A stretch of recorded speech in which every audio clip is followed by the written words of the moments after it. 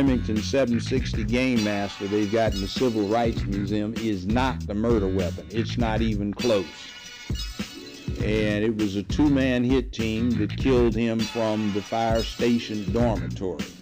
It wasn't the flop house, and it wasn't in those bushes. So yeah, I got into the deep details of Dr. King, and that 3 or 4 year period that case was kicking around in front of me. It's interesting, the homicide file for the Memphis Police Department reaches the same conclusion back in 1968. They entered their file in protest to the DA's office. Their conclusion was Ray is not the gunman. He was not even in Memphis that day.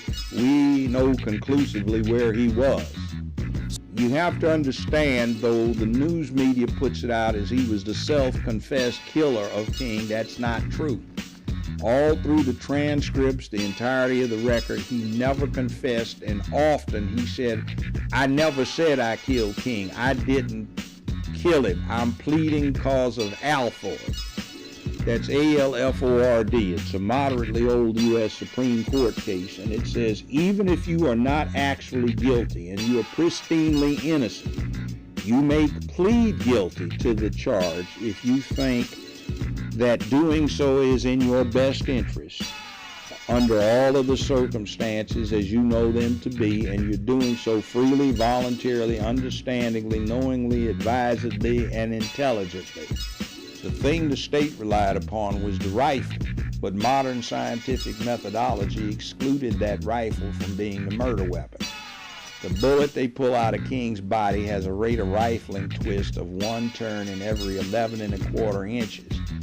The rifle that Ray had a rate of rifling twist of 1 turn in every 10 inches and a bad manufacturing defect that is not apparent on the death slug. He was shot with an XM21. It's a 7.62 by 51 millimeter NATO caliber weapon with a special stainless steel barrel, a 3-9 telescopic sight modified by a company known as Leatherwood. It was a Redfield sight, and they used special subsonic ammunition with a suppressor on the end to reduce the velocity of the bullet to below supersonic to confuse the sound signature. The shot came from the dormitory in the fire station through a window that had been slightly parted. They were several feet inside. It was a two-man team, a spotter and a shooter. But what they did is they took a headshot they almost missed because the bullet was reduced in velocity. It hit King on the right cheek, took out some molars, wrecked his tongue, came out between his jaws, left the body, hit his clavicle, ricocheted under the skin that covered the clavicle, nicked his carotid artery, went over his right shoulder, down across the back and lodged between the left scapula and his back skin. And the bullet never penetrated his thorax. Now that sounds a little weird, but it's not uncommon.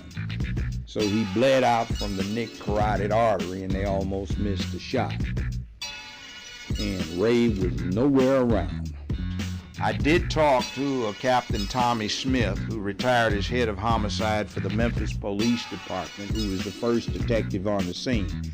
He said the shot couldn't have been from the flop house because there was a window that he was supposed to fire the shot out of, and who told me that, I never found out.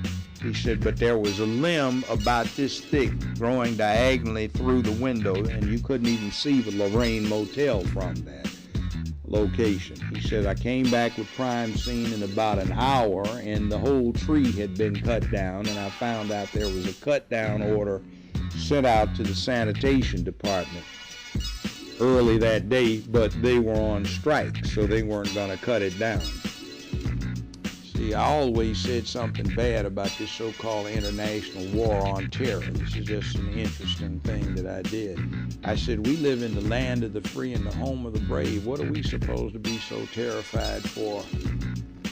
Hundreds of thousands of Americans have been injured or died trying to secure freedom and liberty. So we're going to give it up because we got slightly scared.